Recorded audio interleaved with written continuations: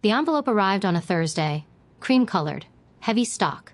The kind of paper that costs more per sheet than most people spend on lunch. My name was written on the front in my mother's handwriting, that careful looping script she uses when she wants to seem warm. Margot Elise Calloway. Not Maggie, not Mags. Margot Elise, full name. The way she writes it when she's performing, I stood at my kitchen counter in Portland, Oregon, in my robe at 7:14 in the morning, holding that envelope, and I already knew. The way you know certain things before you open them, the way your body figures it out 6 seconds before your brain catches up, I opened it anyway. You are cordially invited to celebrate the 35th wedding anniversary of Richard and Diane Calloway. Saturday, June 8th, the Harrington Estate, Newport, Rhode Island, black tie, RSVP by May 1st. Beautiful. Embossed gold lettering, a watercolor magnolia illustration in the corner, 300 guests minimum, knowing my mother. I turned the envelope over, checked inside for a note, a personal card. Something. Nothing. I set the invitation on my counter, poured my coffee, and stood there for a long time. I hadn't spoken to my parents in 14 months, but to understand why that invitation felt like a quiet grenade. I need to take you back. Not to the beginning. Not yet. First, I need to take you to a Tuesday evening in March, 11 weeks before the anniversary party, when my brother called me from a number I didn't recognize because I had blocked his regular one. Maggie. His voice was the same. Daniel Calloway, 41 years old, senior vice president of Calloway Capital Group, the investment firm our father founded in 1992. Daniel, who had been groomed for that role since the age of 12. Daniel, who had the corner office, the Porsche Cayenne, the summer house in Chatham, Massachusetts. Daniel, who our parents introduced at cocktail parties as our son, the one who runs the firm. And then there was me. Maggie, Mom wanted me to reach out about the party. Okay, I said. She wanted to make sure you got the invitation. I got it. Good, good. A pause. The particular silence of someone choosing their next words very carefully. She was hoping you'd come. The whole family will be there. It would look strange if what? Another pause. Longer. If you weren't there. You know how people talk. There it is, I thought. Not we miss you, not we want you there. We need you there so 300 people don't ask questions. I'll think about it, I said. Dad would really like. I said I'll think about it, Daniel. I hung up. Then I sat on my kitchen floor, back against the cabinet, and I let myself feel the full weight of what it meant that my parents had mailed me a mass-printed invitation with no personal note.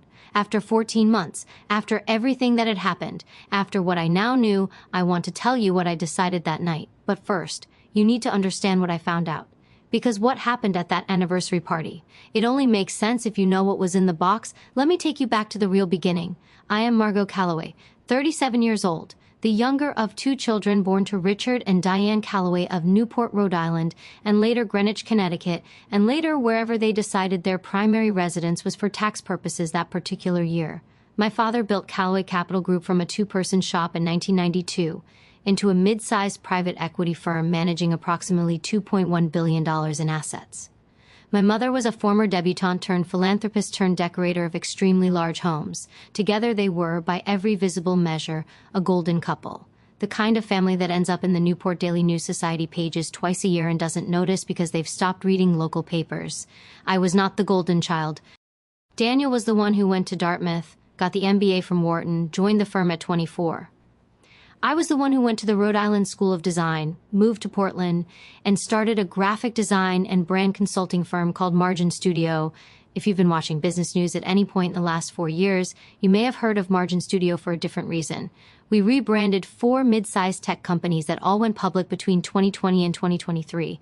The biggest was a supply chain analytics company called Veridian Systems.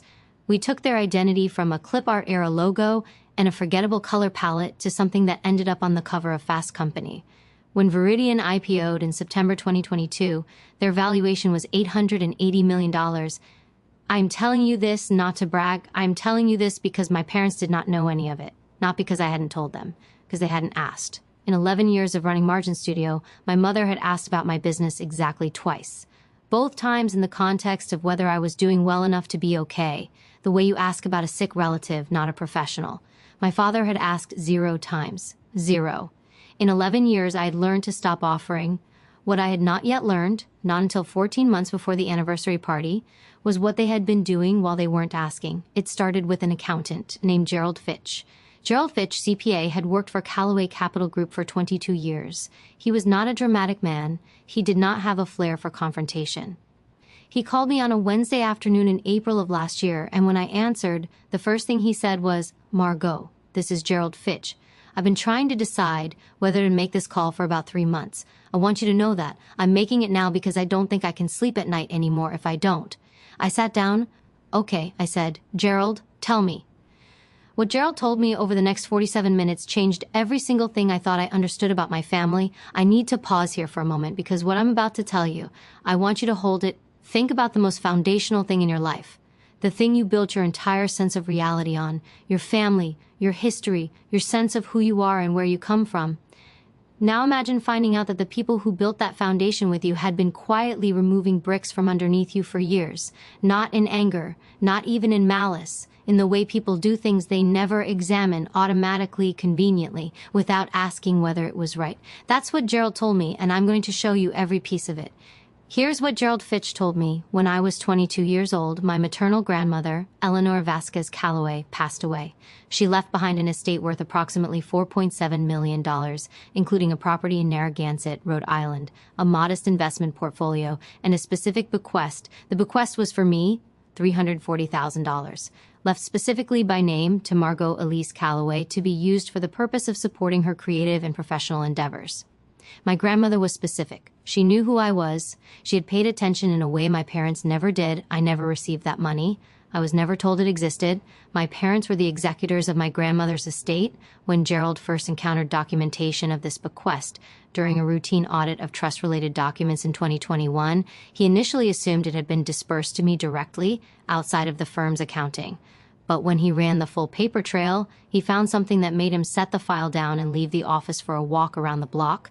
The $340,000 had been transferred in 7 separate transactions between 2009 and 2013 into a discretionary family account controlled by my parents.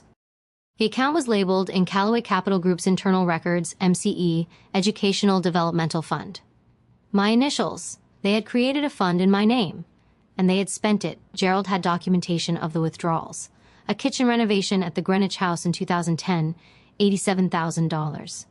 A boat, a 38-foot Hinckley picnic boat purchased in 2011, $142,000. Various expenses 2012 through 2013, totaling approximately $111,000, categorized as family overhead. A boat. They spent my grandmother's bequest to me on a boat. They named the Eleanor. I sat at my kitchen table in Portland and I wrote that down, in a notebook, in pen, because my hands needed something to do. Gerald, I said, how long have you known? I confirmed it about 3 months ago, he said. But I suspected something was off since 2019. Why are you telling me now? A long pause. Because your father is retiring next year. There's going to be a full estate transition, and some of these funds are going to come up in that process. And I think, he stopped, started again. I think you deserve to know before you're in a room with lawyers who know things you don't. I thanked him, I don't fully remember the end of that call. I remember hanging up and sitting in my kitchen until the light changed and the room got dark and I realized I hadn't turned on any lights. Here's what I did next. I did not call my parents. I did not call Daniel. I did not call anyone in my family. I called Renata Osei. Renata Osei is a trusts and estates attorney at the firm Holloway Osei Park LLP in Portland, Oregon. She is 44 years old, originally from Accra, Ghana, has the sharpest legal mind I have ever encountered, and became in the weeks that followed one of the most important people in my life. When I walked into her office on a Thursday morning with a folder of everything Gerald had sent me, account statements, transfer records, probate filings, a copy of my grandmother's original will. Renata read through everything in 40 minutes while I drank terrible conference room coffee. Then she looked up. When were you told this bequest didn't exist, or were you simply never told it did? Never told it did, I said. And you have no documentation of receiving anything from your grandmother's estate? Nothing. And you were 22 when she died? Yes. So you had no legal capacity at the time to oversee the probate process yourself? Correct. Renata set the folder down. She was quiet for a moment. Then, Margot, I want to be careful about how I characterize this before we've done full discovery. But what I can tell you is that if this documentation is accurate, and I'm going to verify every piece of it, your parents, acting as executors of your grandmother's estate, appear to have diverted a specific named bequest away from its intended recipient and commingled it with personal family funds. That is, at minimum, a serious breach of fiduciary duty.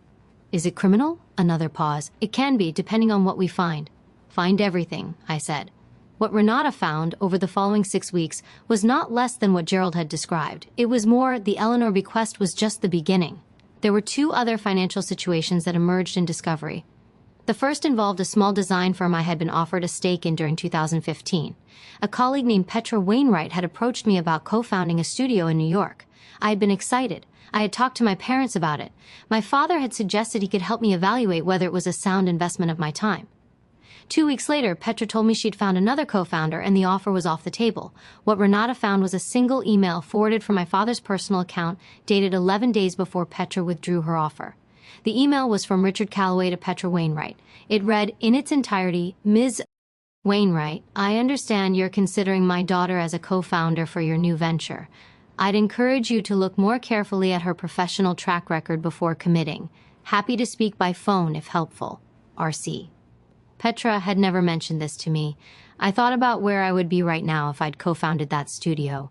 Petra's firm was acquired in 2021 for $6.3 million. The second situation was older, and it was the one that, when Renata presented it to me, made me leave her office and walk 6 blocks to a park and sit on a bench for 20 minutes before I could go back. In 2007, when I was 19 years old, I had applied to the Rhode Island School of Design's BFA program. I was accepted. There was also a merit scholarship, the Harriet Allen Foundation Award, attached to my acceptance letter. $28,000 per year for 4 years. Full merit, no need basis. The scholarship had been declined on my behalf by my mother, a letter on Calloway family letterhead, signed by Diane Calloway, declining the scholarship with thanks, stating that our family is in a financial position to fully support Margot's education and would like to ensure this award reaches a student with greater financial need. I did not know this scholarship existed. I did not know it had been offered to me. I did not know my mother had declined it in my name. I paid $47,200 per year to attend RISD. My parents paid it. Yes, but they held it over me in ways I am only now fully cataloging. Every time I made a choice they didn't approve of. Leaving Rhode Island, declining to join the family firm in any capacity, building something of my own, the conversation always came back, eventually, to money, to what they had done for me, to what I owed them for that. What I owed them for was a bill they had manufactured by refusing a scholarship I was never told existed. I want to ask you something. What do you do with that? Not legally, Renata was handling the legal, but internally. What do you do when you realize that the story you've been telling yourself about your family, the one where you were the difficult one, the disappointing one, the one who was always, almost enough but never quite. What do you do when you realize that story was written by people who needed you to believe it? I didn't have an immediate answer. What I had was a notebook. I had been keeping detailed records since the day Gerald Fitch called me. Dates, amounts, document numbers, conversation transcripts. I am a designer by training, and I think in systems. I had built a system. By the time Renata told me she was ready to move, I had a 47-page document. Renata filed a civil complaint in Providence County, Rhode Island, on November 14th of last year. Case number 2023 CV 8847, Calloway v. Calloway et al. Breach of fiduciary duty, unjust enrichment, fraud. Additionally, at Renata's recommendation, we referred the matter to the Rhode Island Attorney General's office. An IG investigator contacted me in January. The investigation was opened formally in February. My parents were served papers on November 17th, 3 days after filing, and then, in January, the anniversary invitation arrived. Wait, I need to correct the timeline. The invitation arrived in March. In April, let me tell you what happened in the months between the filing and the invitation. My parents did not call me after being served. My father had his personal attorney, Charles Merritt of Merritt Sloan LLP in Providence, send a letter to Renata's office requesting that the complaint be withdrawn and offering as settlement a goodwill payment of $50,000 in acknowledgement of any miscommunication, $50,000 for $340,000 in diverted funds, a declined $112,000 scholarship, a sabotaged business opportunity, and 20 years of a carefully constructed story about who I was and wasn't. Renata responded with a single line, "We decline. See you in discovery." My mother texted me once in December. It said, "Margot, I hope you understand what you're doing to this family." I didn't respond. Daniel called 4 times. I answered once in January by accident.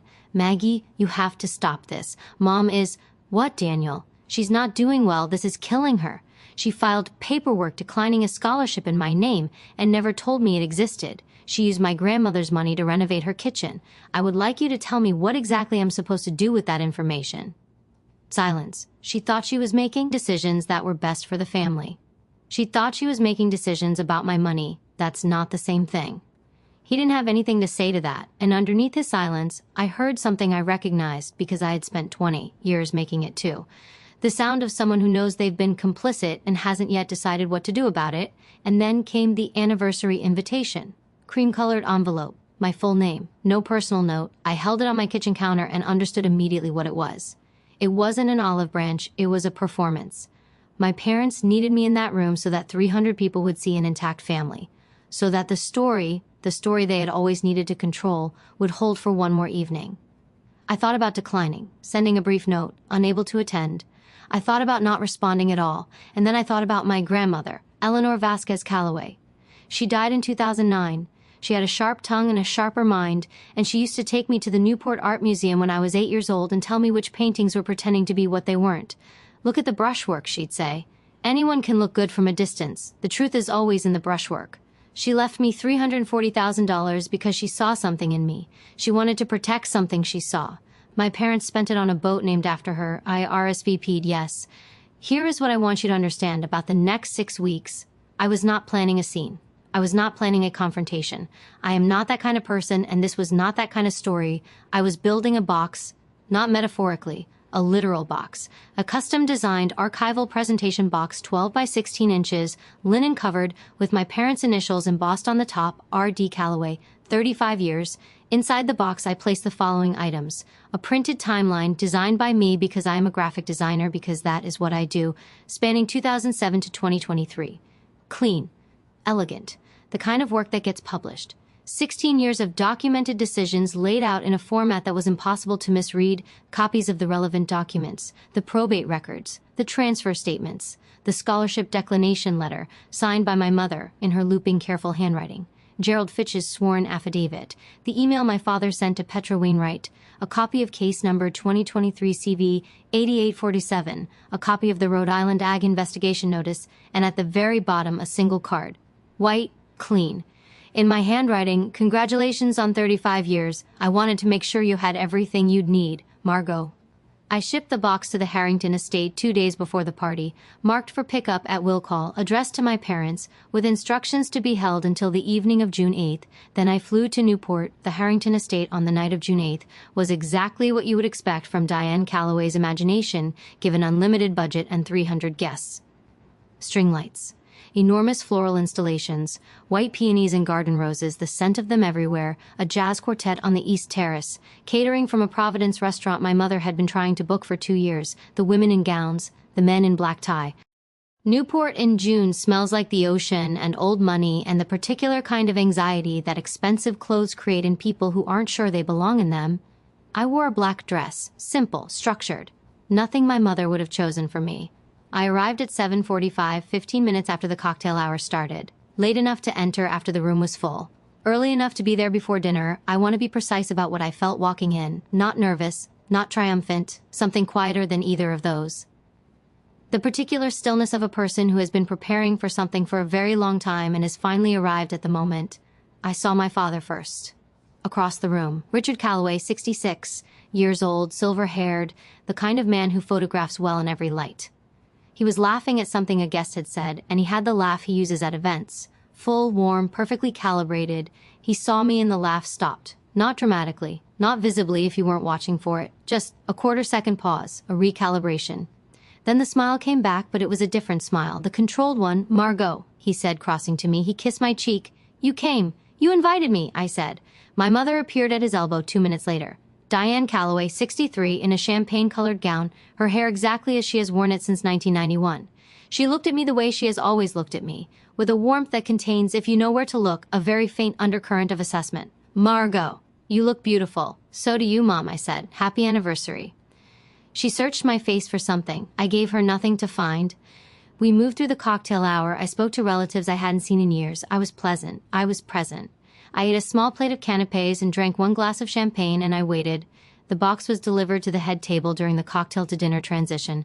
As I had arranged, I was standing near the East Terrace when I saw the event coordinator hand it to my mother's personal assistant, who carried it to the table.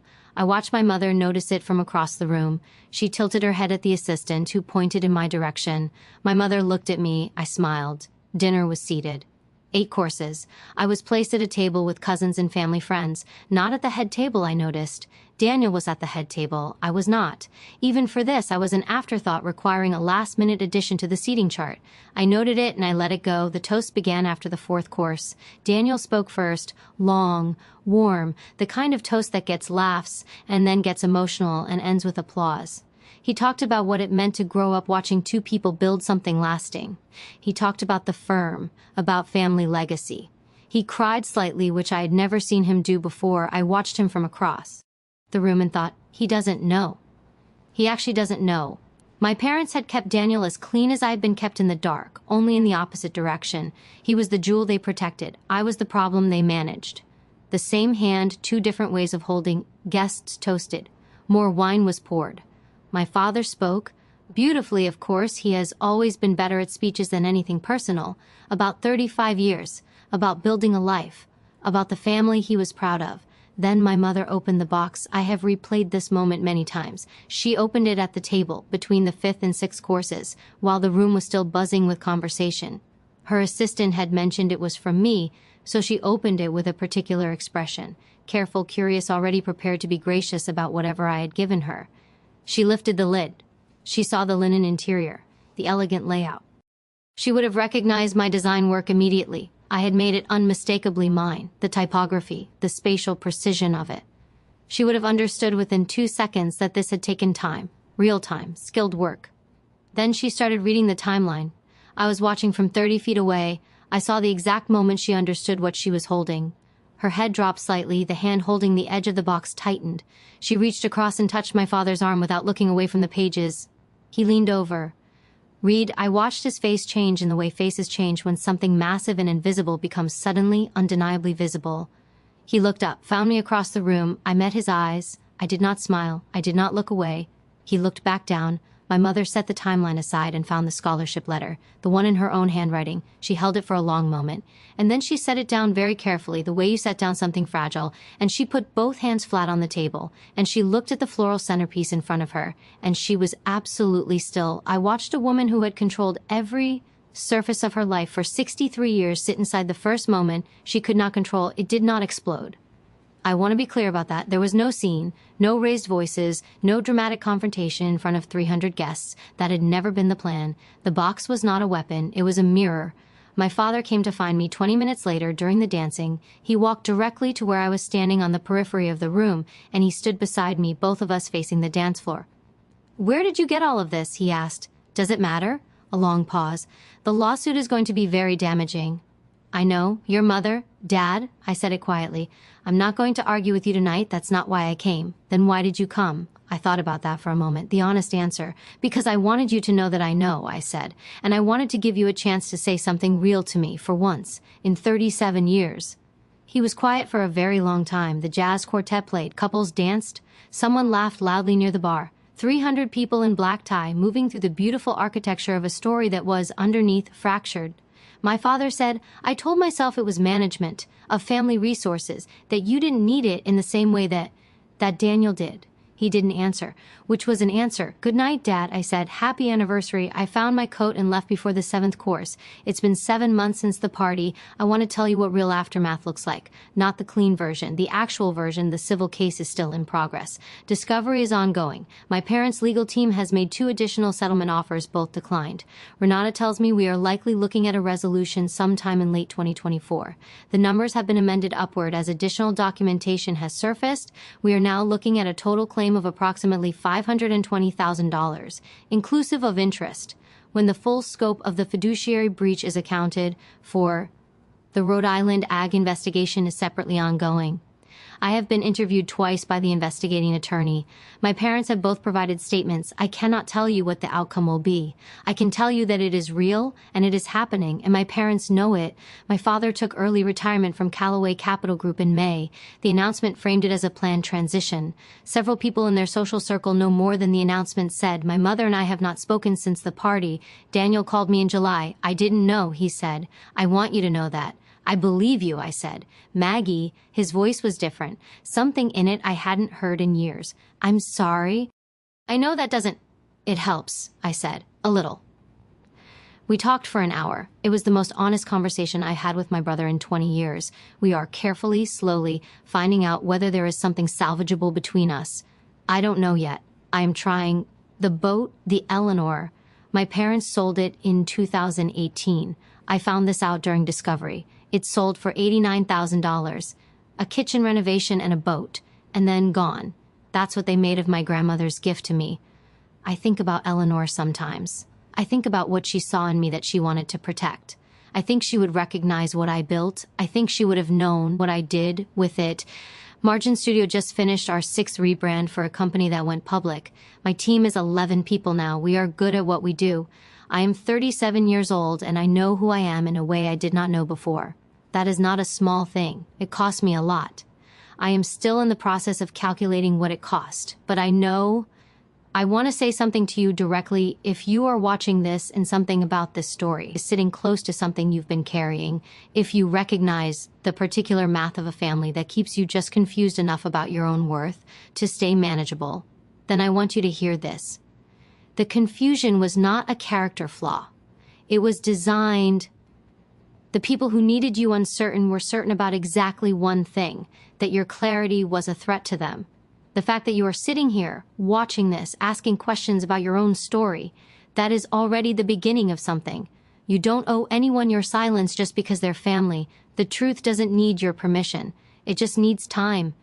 And somewhere, maybe, there is a grandmother who saw you clearly from the beginning, who left you something that was meant to help you become what you already were. Don't let anyone spend it on a boat. If this story meant something to you, not just as something to watch, but as something you needed to hear today, share it with one person. You already know who. And if you want more stories like this one, stories where the receipts are real, the consequences are documented, and nobody performs their feelings, subscribe. I'll be here.